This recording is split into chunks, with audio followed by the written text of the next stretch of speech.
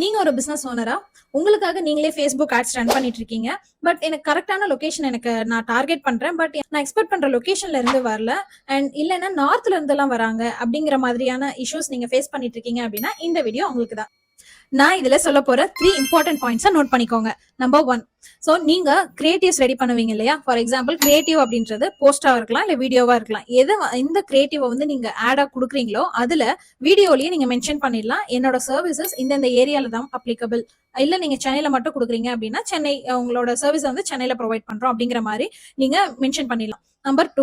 எந்த for example நீங்க இப்ப தமிழ்நாடு தான் டார்கெட் பண்றீங்க அப்படின்னா ஏரியா வைஸ் தமிழ்நாடுன்னு மட்டும் கொடுக்காம ஃபார் எக்ஸாம்பிள் ஒரு டிஸ்ட்ரிக்ட் வைஸ் பின்கோடு இல்ல ஏரியா பின்கோடு இந்த மாதிரி நீங்க கொடுத்து டார்கெட் பண்ணும்போது பர்டிகுலரான குவாலிட்டி லீட் உங்களோட கரெக்டான லொகேஷன்ல டார்கெட் பண்ணிக்க முடியும்.